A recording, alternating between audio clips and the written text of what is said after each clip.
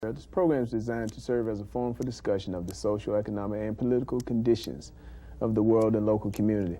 The panelists that appear on Signs of the Times are individuals who, despite their diversity, have a common bond which links them. That is their study of history and their love and their concern for humanity.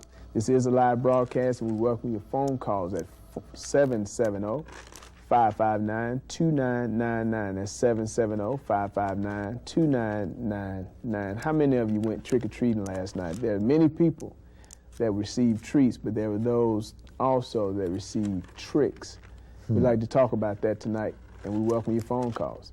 Tonight we have with us the elder priest of the New Covenant Congregation of Israel, Yaakov Ben Israel. This is our Ask the Elder segment, where you have an opportunity to call in to interact with the elder regarding topics that are raised on this program or things that you may have on your mind as well. So without further ado, let me welcome the elder. Elder, shalom. Shalom, my brother. How you doing? Oh, doing well. As I mentioned, there were those that got many treats last night, but there were those also that received a trick. Speaking of this couple, the man was 60 years old, I believe his wife 58. Kids come to the door dressed in Star Wars, Darth Vader type costumes, and gave these folks a trick. Right. Shot the man in the leg, I think, and shot the woman in the chest. Is that what Halloween is all about, or is it really about something that, you know, that's a little bit more dignified than that? Well, Halloween is basically, you know, you sit back a long time, you know, from a child, you see these things progress and progress, and each generation pick it up and they add a little bit to it. But when you get right back down to the roots of it, we say today, well, it's all right, you know, dress up the kids all year long. Excuse me. All year long, we want our little children to be perfect little angels. And then one night out of the year, we want them to dress up as ghoulish as they can, whatever costume they want to, and carry out the rituals of Samhain. You see, it's nothing but another form of worshiping of the devil. But see, the thing of it is this: man just don't seem to realize that all of these paganisms are right here today. See, they say, well, we conquered this for Jesus, and we conquered that for Jesus, but yet and still, if you conquered it for him, why are you still carrying out these pagan rituals that were started by Europeans, especially our folks? You know, the guy next door to me, he goes to New Birth, and I asked him, I said, well, brother, what's all that stuff that you got in your yard? You know, what's that all about? He said, well, you know, it's for the kids. I asked him, I said, well, have you ever studied the, what this is the Halloween, All Hallows Eve is all about? Well, no, I heard. See? But it's for the kids. It's for the kids, but he heard, so he think it's all right because he's seen it done, you know, different people doing it, the kids dressed up in cartoon. It's similar to a semi-gala affair for the kids to get out and go trick-or-treat and get candies and so forth. But I remember a few years ago, brother, you know, people had been down on trick-or-treaters a lot. Trick-or-treaters has gotten, in the years past, they've gotten some pretty evil things put on. People used to put razor blades and fruit, and they'd lace candy with different kind of drugs and so forth and so on, you know. But what it is actually the worship of the adversary, the devil. But you know, amazingly, when you look around, when we consider all the things that the nations are off into, they got their gods with them today. They brought their gods all the way out of the Old Testament, their pagan deities, brought them up through the New Testament, and then brought them right over here in America with them and got them set up. To show you what I mean, Yahweh said, don't make anything to represent me. Okay? When you go down the street and you see a cross on a church, the first thing you say, they're Christians. Christians, right. Right? They're service of God. They're Christians, right? That cross is their symbol. The Muslims got a crescent moon and a star, right? Now, Esau came up with him a symbol. It's a 6-point star. Now, they used that 6-point star and they used that menorah to say, well, we're the Jews, you see. But Yahweh said, look, don't make nothing with me. But when you see those things, the first thing you think about is these are the people that was chosen by the true and living God, you see. And Yahweh told them, say, don't deal with that. It's like this. If you and I standing on one side of the street and you give me a gun and you say, well, take this gun over there to those people over there in that building over there, right? So I say, okay, so I take the gun over there to the people over there. The people get the gun and they shoot everybody, right? I'm just as guilty as you are because I did an accessory before the fact. Well, it's the same thing that happens with us when we get off into these pagan rituals and deities and so forth. We're accessories to crimes that's being set up. Well, you spoke about the demons and the goblins and all that other stuff, folks.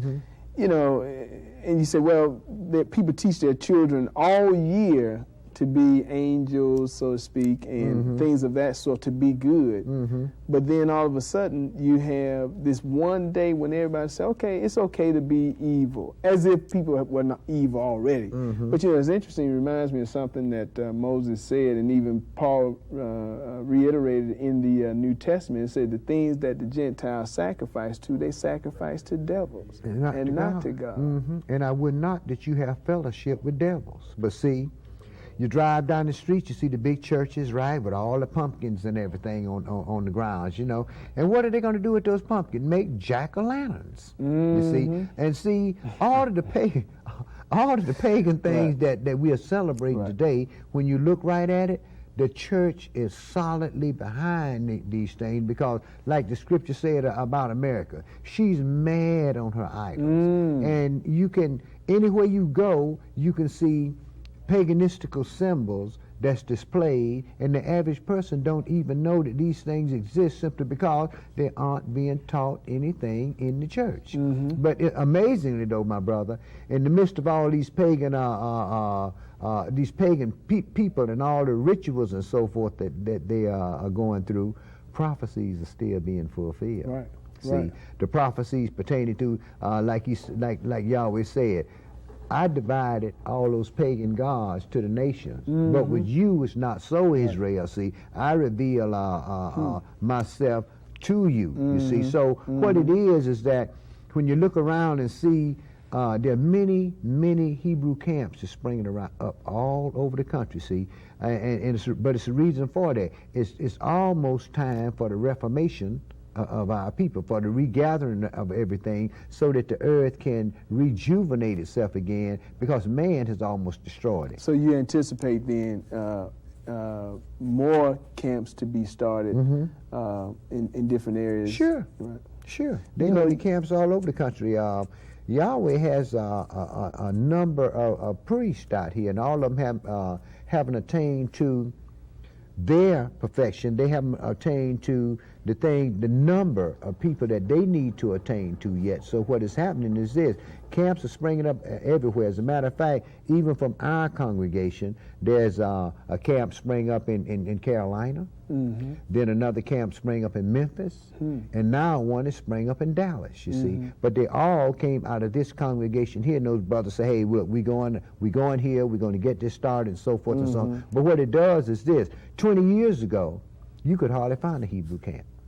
Now they are everywhere, simply because it's the time of our 400-year captivity that was mentioned in Genesis 15:13. It's time for the deliverance out of this final 400-year captivity. You know, you was talking earlier, you said when you see a cross, you know those are Christians. When you see a crescent moon and star, those are the Muslim, and you see the Ankh sign, those are, you know, either somebody off into the Egyptology or perhaps even some kind of African religion. What is the sign that, and you mentioned about the menorah and the star, that six-pointed star. What is the sign of the children of Israel? You should know them because they keep his commandments.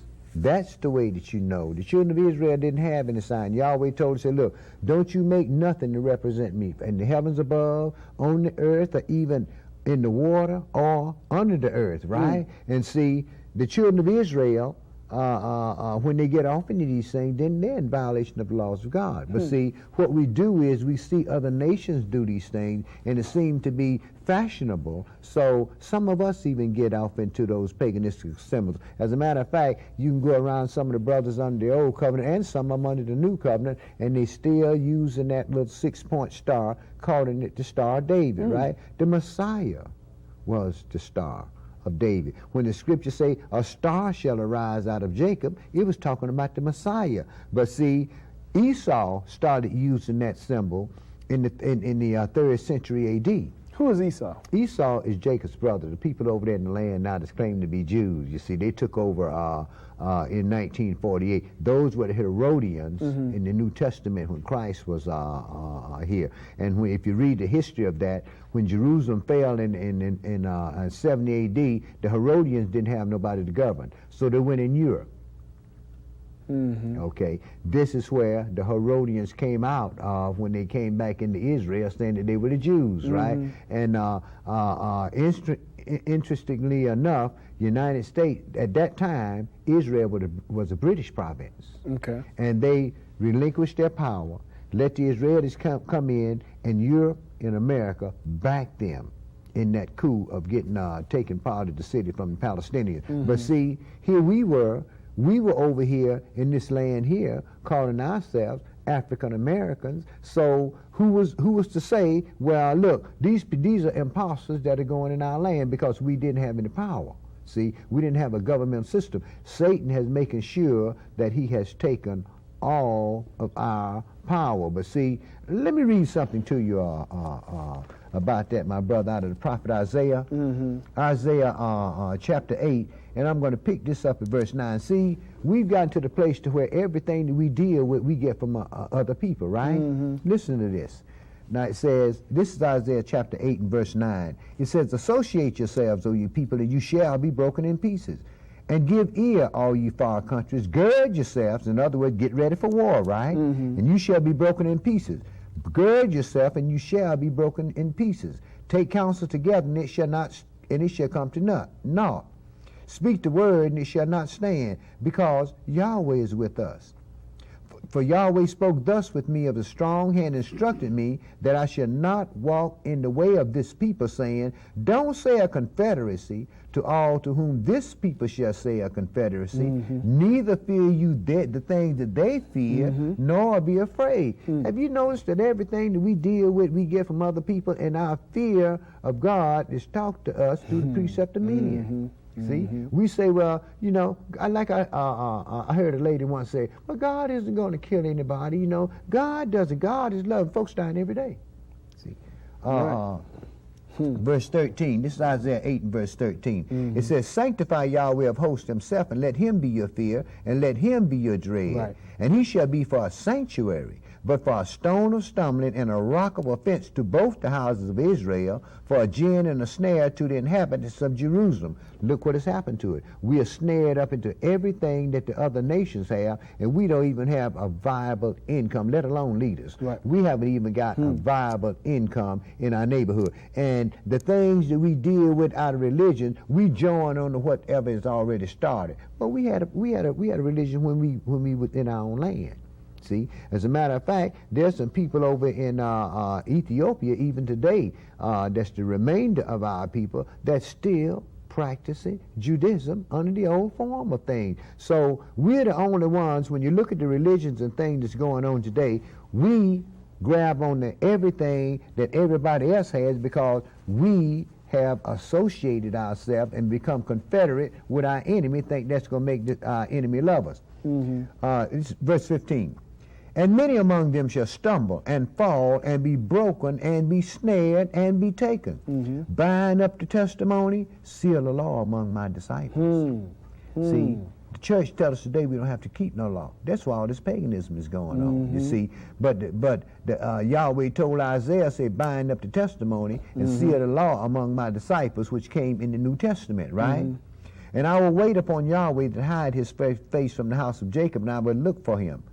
And when they shall say unto you, seek unto them that have familiar spirits, those psychics and so forth, and unto wizards that peep, and that mutter, should not a people seek unto their God for the living to the dead, to the law and to the testimony? If they speak not according to this word, it is because there is no light in them. And they shall pass through it hardly bestead and hungry, and it shall come to pass that when they shall be hungry for knowledge, right? Okay.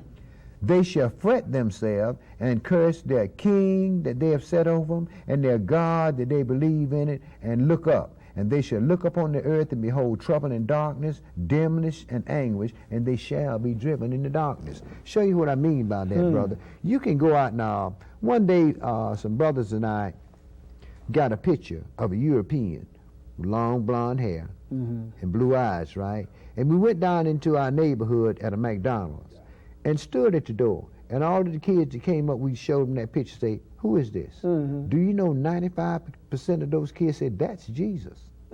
Why? Because somebody drew it, well, somebody took a picture of it, mass produced it, put it on the wall, and people looked up and said,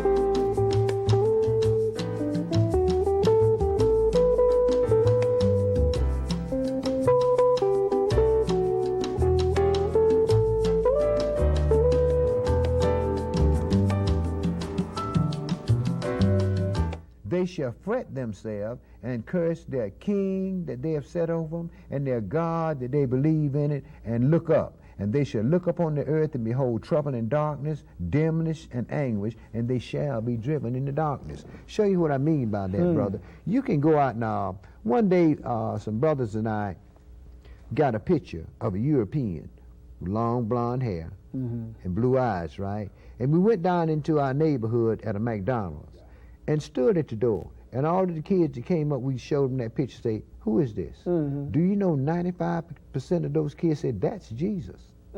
Why? Because somebody drew it, well, somebody took a picture of it, mass produced it, put it on the wall, and people looked up and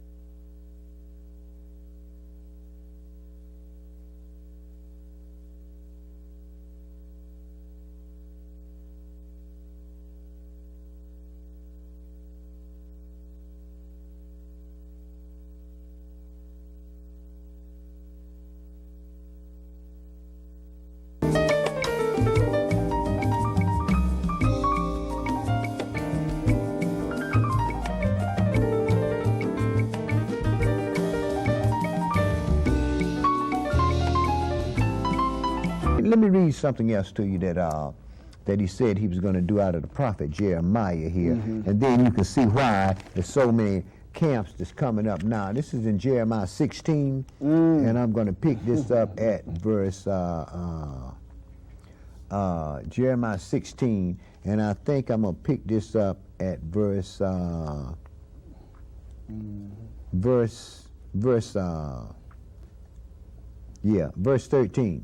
Therefore will I cast you out of this land into a land that you know not, neither you nor your fathers. Now, America hadn't been discovered back in those days, right? And there shall you serve other gods day and night, where I will show you no favor. We serve the gods of the nations. Therefore, behold, the days come, saith Yahweh, that it shall no more be said that Yahweh liveth that brought up the children of Israel out of the land of Egypt. But Yahweh lived that brought up the children of Israel from the land of the north and from the lands whither I have driven them, and I will bring them again into their own land that I've given unto their fathers. Behold, I will send for many fishers, saith Yahweh, and they shall fish for them. Well, see, this is the thing that's going on today. Yahweh is sending many fishes out here, and they're bringing in the sheep to the fold, reading this book to them, and giving them the truth in the word of the Bible. Because there's a lot of people out here that is looking for the truth. You'd be surprised the people that's going to the church that don't even believe what's being taught. But they go because their mamas went and their great-grandmamas went and so forth and so on. But like I tell everybody, I said, look, ignorance of God's law is no excuse. If you don't know his law, you need to ask yourself a question, why don't I know it?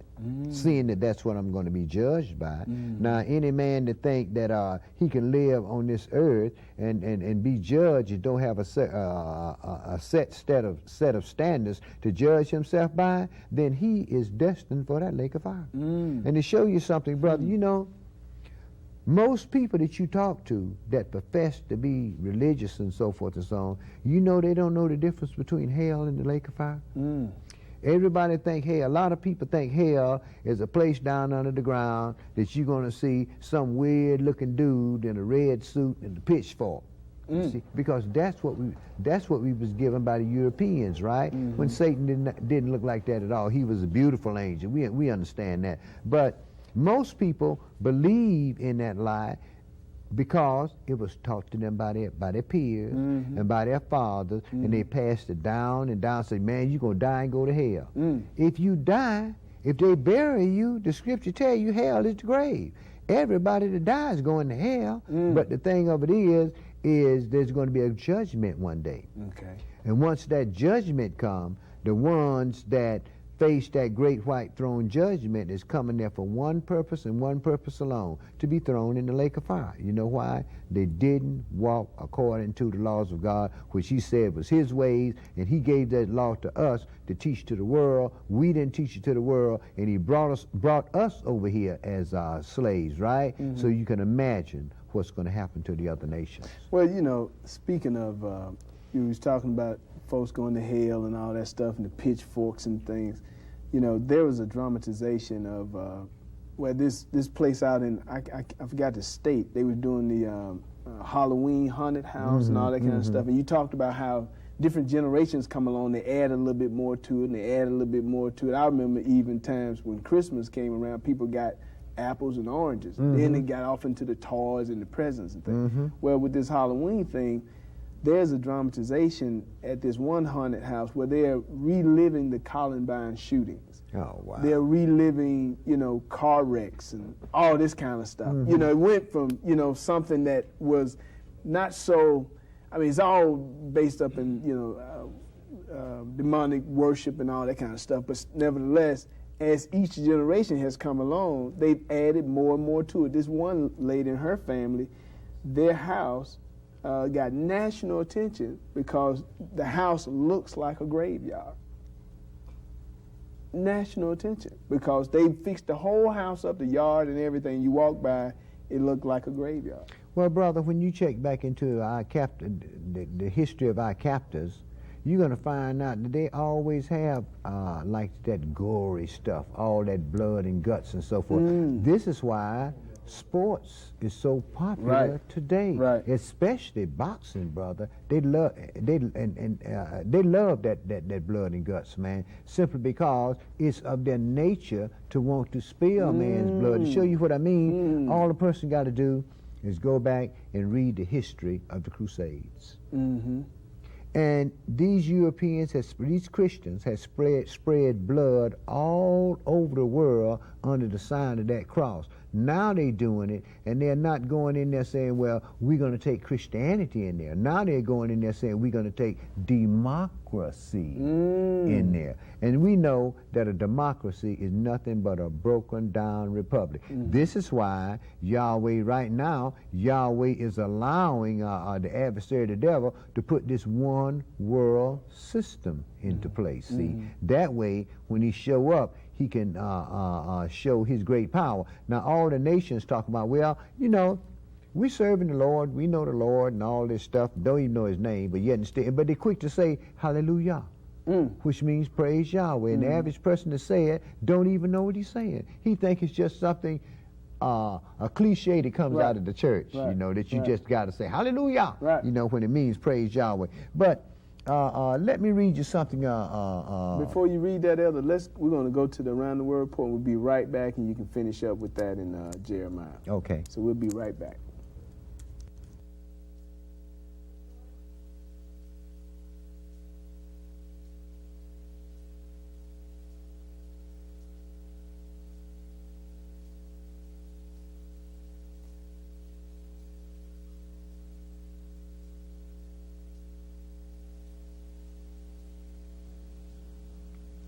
First on our community update, I'm Ruth Israel. Are African American fathers necessary? Black scholars and community activists attended a historic conference sponsored by Morehouse College and the Institute for American Values to talk about the politics of fatherlessness. Some advocates were attempting to defend black single-parent families, but they failed to realize they were sending troubling messages. First, that black children are different from white children and they don't need fathers or any male head in the family. Secondly, black men are different from white men in that black men can move away from family without any care of further responsibility. According to national statistics, 70% of black children are born out of wedlock, and more than 1/2 of black marriages end in separation or divorce. Other striking statistics show 86% of unmarried black males earn less than $18,000 annually compared to 68% of unmarried white males. A decline in male wages certainly play a critical role in deciding whether family or marriage is of any importance. We all must remember that Yahweh is the head of the man and the man is the head of the household. And turning to our nation, a Raleigh Superior Court judge lost a bid for a higher position because he announced that he is a homosexual. This is the first Republican to openly admit his sexuality and continue to hold a state public office. Look for more to come as American culture moves closer to that of Sodom and Gomorrah. A study by government scientists shows summers and winters have gotten hotter and stickier in the United States in the past few decades. The study also notes the humidity has been rising several percentage points per decade. The end is surely near. We can hardly recognize the seasons anymore.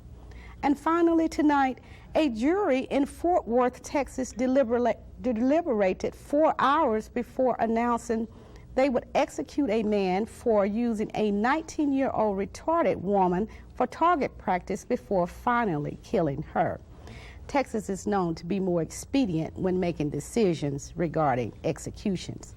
This has been the community update, and now we'll have Maskil with the Around the World report. Maskil? Thank you, Ruth. Was it a trick or a treat? This past first day, Pope John Paul praised highly of the doctrinal accord signed between the Roman Catholic and Lutheran Church, saying it was a sign of hope for Europe when the division of the Protestant and Catholic Church occurred more than 480 years ago. Senior clerks from Catholic and Lutheran churches signed the Doctrinal Accord Declaration on Reformation Sunday in the German city of Augsburg. Also in the news, the eagle and the bear trained together. In Russia, the United States-funded Nuclear Security Center opened today to train Russian officers to use detection equipment and guard atomic weapons storage sites in efforts to hinder the risk of nuclear weapons being stolen. The Security Center is a part of the annual $400 million U.S. program to foster nuclear security and help disrupt atomic weapons in Russia.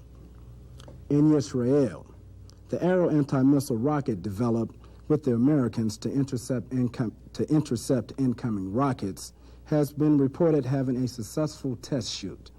The test development were prompted when Iraq occupied Kuwait and successfully fired a Scud missile into Israel.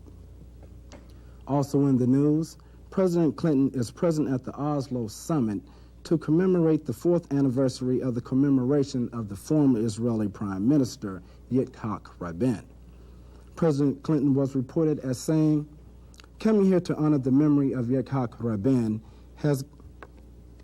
who gave his life to the peace process, it's a good thing to do. On a more political level, President Clinton will meet Yasser Arafat, Palestinian leader, and Israeli Prime Minister Ehud Barak to try and formulate new life into the peace process concerning the Middle East. President Clinton will hold a joint meeting with the two leaders tomorrow. One key issue to be discussed will be the president to make good his pledge of financial assistance to help both leaders to implement what has already been agreed. In addition to a reply to the rejected proposal by the United States Congress on a $1.5 billion package deal for the two countries. Also in the news, the national security of the daughter of Babylon could be in jeopardy. Panamanian government will be expecting to receive major military bases in the Panama Canal Zone on December 31st of this year. Under the 1977 treaty, the United States is to hand back once held military bases in Panama. This could expose an opening to the United States southern defenses, which critics say it is leaving a gap in the national security. It's interesting to note that the Panamanian government does not have an army to guard the canal. Also, a China-based shipping company has the contracts to operate port facilities at either end of the canal. The U.S. does have an escape clause to return if the canal security or the neutrality is threatened. Now back to the sign of the times with Daniel. This has been the Round the World Report with Maskil Yisrael and Ruth Yisrael.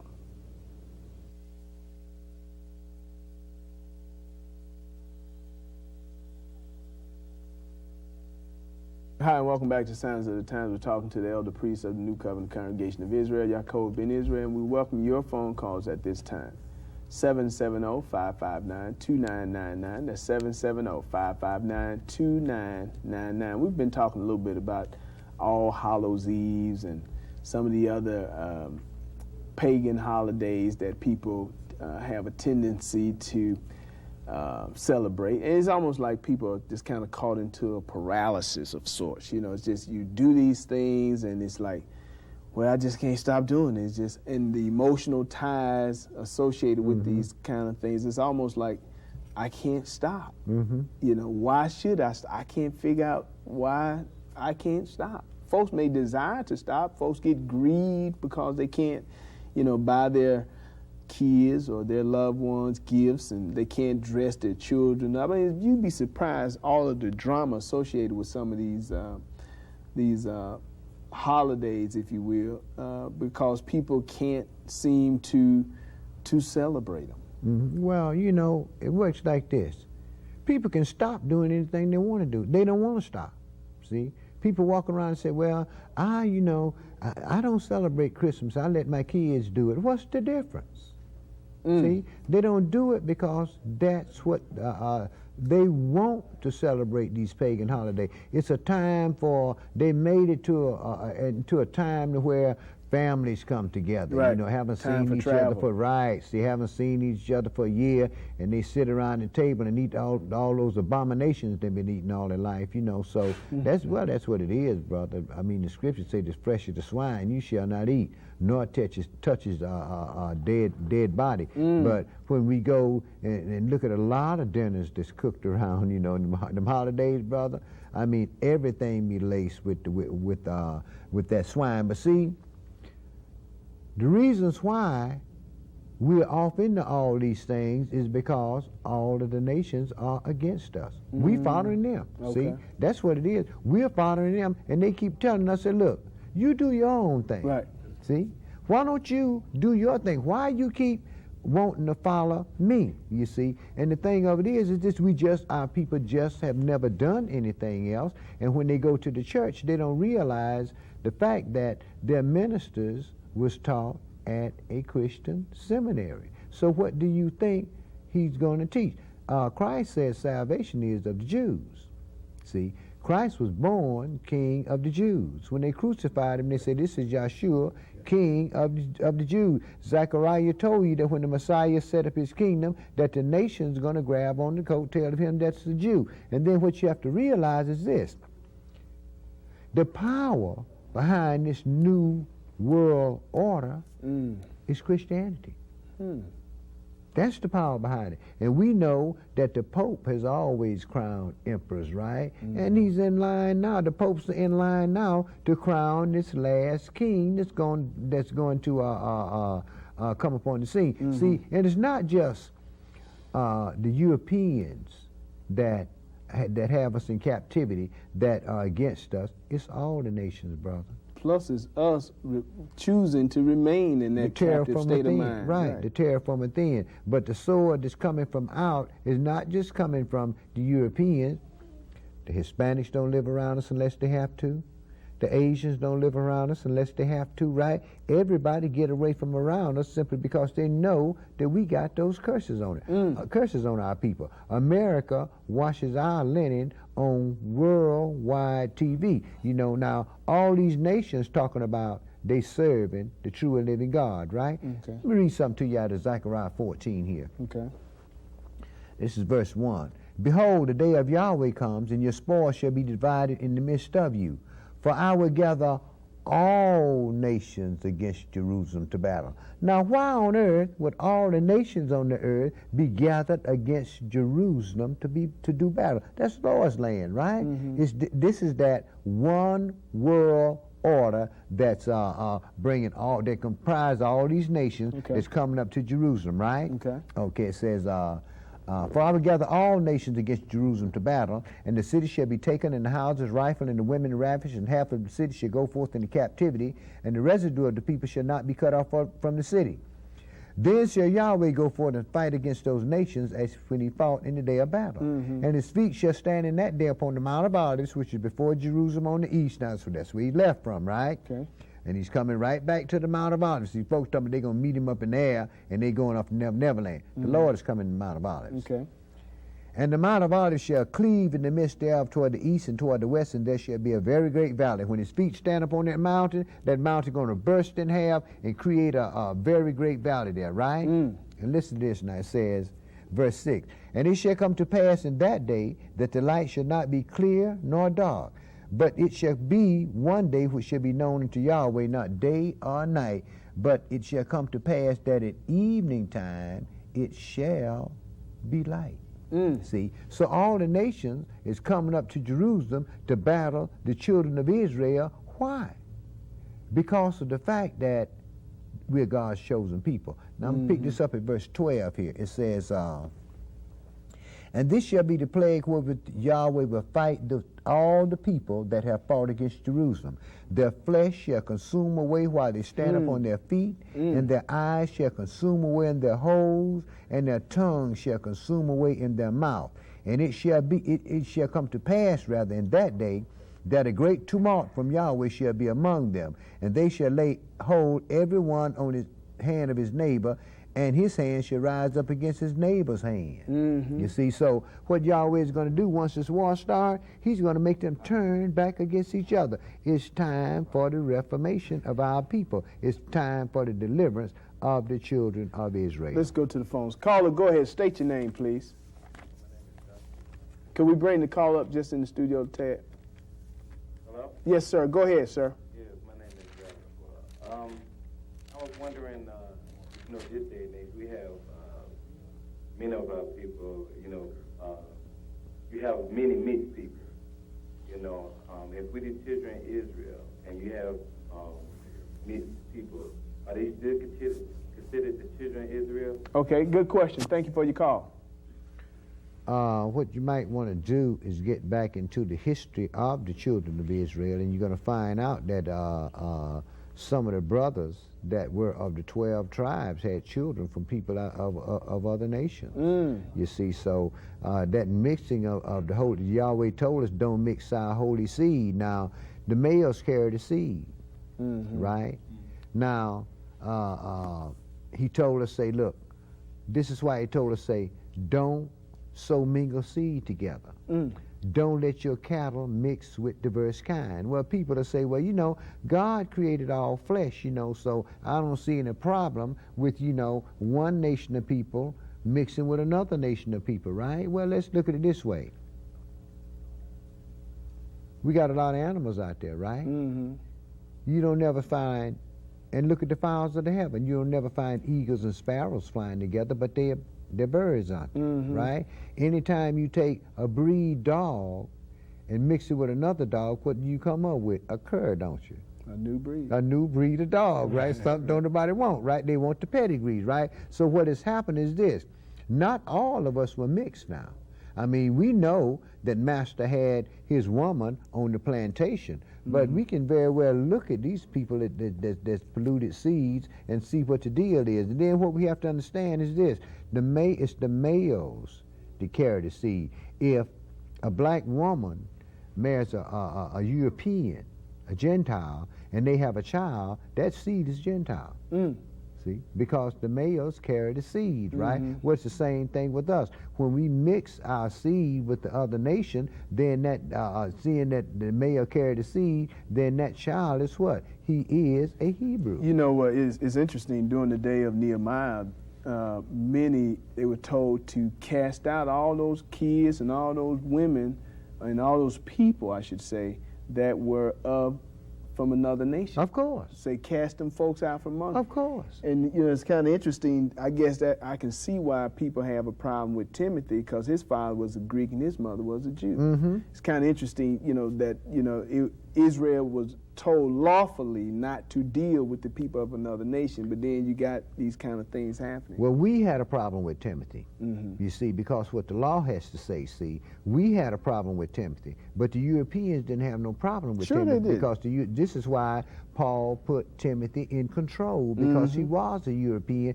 and he had to deal with European people. This is why Paul put him in control. Paul knew what he was doing, right? You see, and but what he was made overseer of the church, but he wasn't allowed to change any doctrine or anything like we have gotten today. The things that we got today wasn't even talked about. Right.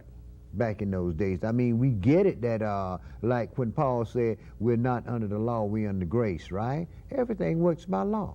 Right. You got 365 days in a year, absolutely. 66 in a leap year. You have 4 seasons every year, right? You have 4 phases of the moon every month, don't you? All these things are governed by law. You see, but man don't want, the only thing on the earth that's not governed by law is man. That mouth. Right, right. Let's go. Right. Let's go to the phone. Caller, go ahead and state your name, please. Yes, go ahead. Hey, I just think the brother's dead on with the pagan holidays. Basically, you know, the society is set up so we get off days, so we actually celebrate. We have no choice but to celebrate these off days as a holiday. As you notice, most folks get off these days, even if we want to call them pagan or whatever. I do believe they are pagan.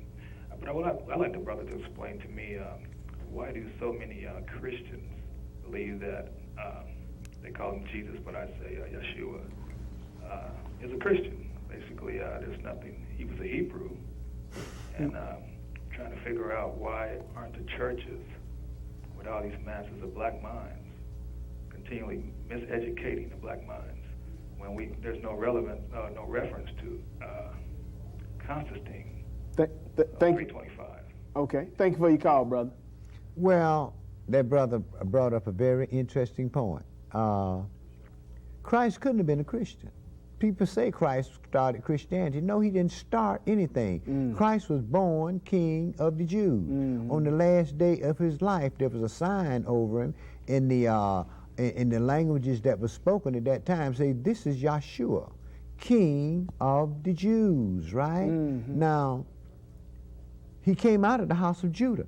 Okay. Judah was the Jews. So wasn't he king of the Jews? Now, in Acts 11, it says the disciples were called Christians first at Antioch, right? We were called niggers first in America, right? The same people that call the apostles Christians, the Europeans, is the same one that label us niggers over here. You see, so it was their way. It was really a derogatory term that was being put upon our people. This is why Peter said, if you suffer because they call you a Christian, glorify God that you're able to suffer. You see, because it was a thing to be called a Christian back then. The Romans was busting head about it because the Europeans was grabbing onto this thing and starting their own religion. And what's his name? Caesar. Caesar had his own gods. And Caesar wasn't going to go. God. Yeah, you see. And Caesar wasn't going to go for that mess. That's why he tried to say the Christians, the Europeans, was burning, they'd burn Rome, right? When that nut Nero knew he did that himself, you know. But he put it on the Christian. I mean, they put those Europeans that was calling themselves, our people didn't call themselves Christians. Because of what you can do, you can go in the book of Acts. And it's in the 11th chapter that Paul, where it says the disciples were first called Christians at Antioch. But when you go back to the 20th or the 21st chapter, 10 years later, Paul said, I'm a Jew of Tarsus. So I'm kind of inclined to believe that Paul knew what he was. But Paul also, we do know Paul was part of the Messianic community. So for anybody that was associated with the Messianic community at the time, I mean, it was a derogatory thing. It was something that could get you killed and got folks killed. Of course it did. They did the same thing that the Muslims did. You're gonna be a alive Muslim, a dead whatever you are. Let's go back to the phones. Caller, go ahead. State your name, please. Oh, yeah. My name is Charles. And I'd like to say that it's always good to see the elder priest and to hear his teachings. I agree 100% with the elder priest when he said that all of the nations of the world are against us. I think that's true. I think also that through this scheme of integration, the nations have turned us against ourselves. I remember when I was a boy that you couldn't get a black person to ride in a car, say like downtown. 5 or 6 others with. Now that HOV lane is being patrolled by people who have only one person in the car. And I think that even our grandparents, they would be just shocked at that. And that's my comment. Thank you, brother, for your call. Did you want to speak to anything you had to say? No, really. Let's go back to the phones. Caller, go ahead. State your name, please. Caller, go ahead. And let me ask you, when you call, please turn down your television and speak right into the telephone. That's the feedback that we're getting when you call in. We're at 770-559-2999. That's 770-559-2999. You know, it's interesting the brother was talking about Yeshua and Jesus and so forth. I had called this so-called Christian radio station and was inquiring about some airtime and so forth. And the guy said, well, you know, he said, what you believe about Jesus? I said, well, I know Yeshua is the Son of the living God. And he said, but what you believe about Jesus? I said, well, I believe Yeshua is the Son of the living God. I mean, you know, and went into the breakdown of the name and all that stuff. And he said, well, you know, I tell you, you know, we just don't have a spot. Right. Because if you don't deal with Jesus, right, you ain't got a spot. Right. You see. But see, there are people who get spots, and I know there's this radio program comes on whereby they use the Hebrew name, but it's cloaked under the Jesus, you know, symbol. Of course. But see, it's like a passport. What I can't understand is this: how did they ever come up with Jesus out of Yeshua? Now, if they would have called him Joshua, I could have went along with that because Joshua actually means salvation of God. Right. You see, and Yeshua meant Yahweh's salvation. So if they would have called the brother Joshua, I could have dealt with that. But Jesus, I don't see where they got that from. You can't translate. You can't even transliterate that back to the Hebrew language. And people say, well, his name was Jesus. Well, English is only 600 years old. The Christ lived over 600 years ago. You know what? I think what the problem is, people are pronouncing the name phonetically how it's written, as opposed to going back to the Hebrew. Because if your name is Ralph, in China, they're going to call you Ralph, no matter how it's written out. Right. So no matter how you phonetically pronounce the name, it's still, when you say it, it's got to be Ralph. Right. Right. So if it's written, you know, D-A-Y, that's Ralph. Regardless of how it looks, it's Ralph. Let's go back to the phones. Caller, go ahead, state your name, please. Caller, go ahead, state your name. Do we have a call? Yeah, I think people get into the, we do have a call. Caller, go ahead, state your name, please. You're on the air. We're at 770-559-2999. That's 770-559-2999. Caller, go ahead. Yes, my name is Quincy, and I wanted to comment how you feel about a brother trying to make it and working and stuff, but yeah, he's getting discriminated with on the job. Well, how would you recommend that I deal with that? Because I work for a company, and the white man gives black folks a hard time trying to make it there. Well, good question, brother. Sometimes black folks give you just as hard a time. It just depends on the mindset. How would you deal with that? Most of the time, black folks give you a harder time. Oh, absolutely. Well, each situation like that, brother, it has to be dealt with. You can't deal with all situations the same thing. If you don't know the underpinnings of what's going on at that company, then you can't very well deal with it. But see, what my brother have to realize is this: he's a captive. Mm-hmm. See? Right. If he keep in mind that he is a captive, then he won't have that problem. You see, because master owns the job. He got to know who got him in captivity. There you go. And then who he's really working for. Yes, sir. Because he represents somebody. Yes, sir. And he got to accept the crumbs that fall from master's table. See, he ain't putting no crumbs on master's table. Mm-hmm. So basically each situation is different. You have to deal with it on the way that you have to deal with it. But the way that I dealt with it when I was in the cooperative structure was this: I knew my place. See, I knew who I was. I was a captive in America, right? And so I act like I was the captive in America. They told me, said, well, we on first name basis right here. I said, right, Mr. So-and-so. Right. See? And the reason why I said Mr. So-and-so was simply because he was the head honcho, you see? But we on first name basis, right? No, we aren't on first name basis, because when you leave out of here and go your way and I go my way, it's still Mr. So-and-so. Let's go back to the phones. Caller, go ahead, state your name, please. How you doing? My name is Kay. I just wanted to make a comment about Jesus, the name Jesus, and where it stems from. Yes, sir. And I think, to my understanding, is that it's just part of the paganism and Zeus, the Greek god Zeus. If you look at the Latin, Jesus, what it would be. So it's just really just Zeus. They're just combining gods that they have and just presenting it to us and telling us that's who we should worship. But I just want to say, y'all brothers are doing a great job. I think it's a great opportunity for our people to share information and learn from the elder. And I'm here to support y'all. I'm probably stopped by the Covington Highway, NCCI, and y'all keep doing y'all thing. All praise to the Most High, brother.